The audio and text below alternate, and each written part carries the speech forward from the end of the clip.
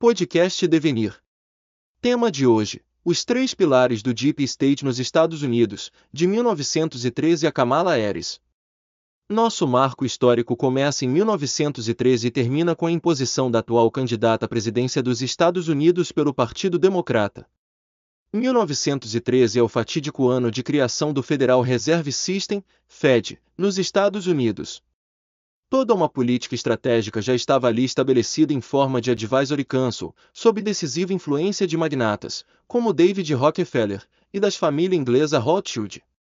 Ambas influências já tinham como visão de mundo a necessidade de enérgico controle populacional mundial e melhor seleção cultural e étnica num mundo globalizado.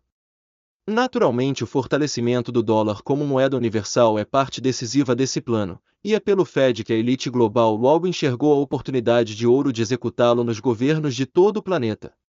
Oportunidade nunca antes vista na humanidade, afinal, nunca antes se pudera concentrar tanto poder numa única instituição bancária.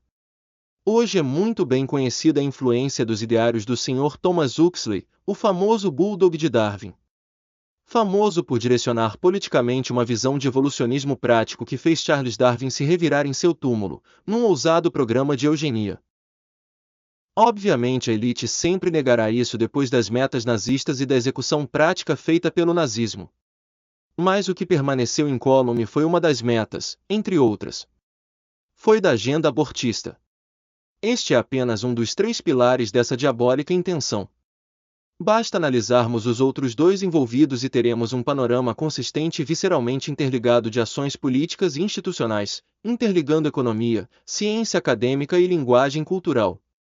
A tríade formada, Fed, Harvard, New York Times, apenas aparenta se mover por ideais de liberdade socioeconômica e dignidade universal da pessoa humana, na verdade, pelos fatos históricos e nível de produção de conteúdos, pelas alianças com Hollywood, Walt Disney e Clube de Bilderberg, é nitidamente esquerdista, desenvolvimentista, estatista e anticristão.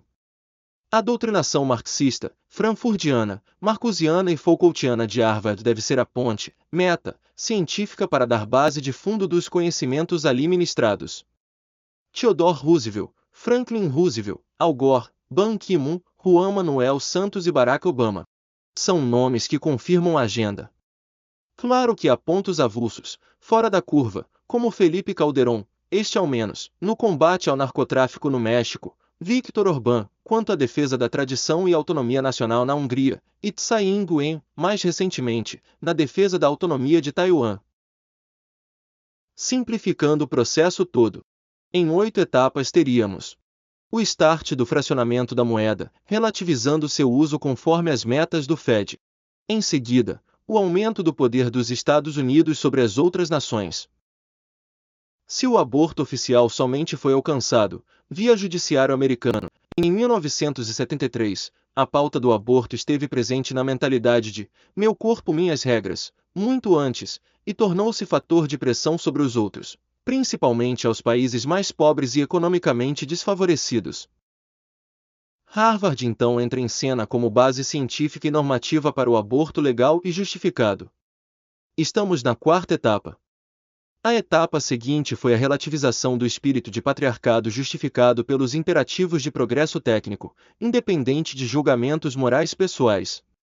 A decorrência natural desse estado de coisas foi a ideologia de gênero, oportuna para a lógica do consumismo e o endividamento da população. Em nossas duas últimas etapas entra o papel de popularização socioambiental da agenda de Harvard, via meios de comunicação, sobretudo pelo New York Times. Em conluio com Hollywood, o jornal mais popular dos Estados Unidos promoveu a glamorização da agenda de gênero, fingindo promover uma socialização justa, equitativa e ecológica. A decorrência inevitável disso seria a destruição lenta e gradual do espírito de autodeterminação dos povos. Em seu lugar, o que temos? A nova ordem mundial, sob o jugo do Deep State. Neste momento, setembro de 2024, há apenas 2 meses da eleição americana, Trump representa a ameaça maior ao esquema. Kamala Harris, o símbolo perfeito da agenda de gênero, com uma boa dose de wokeismo. É a cultura woke sob o jugo da escravidão financeira, programada por e para muitas gerações mais. Há apenas uma barreira final em todas as nossas 8 etapas: o cristianismo.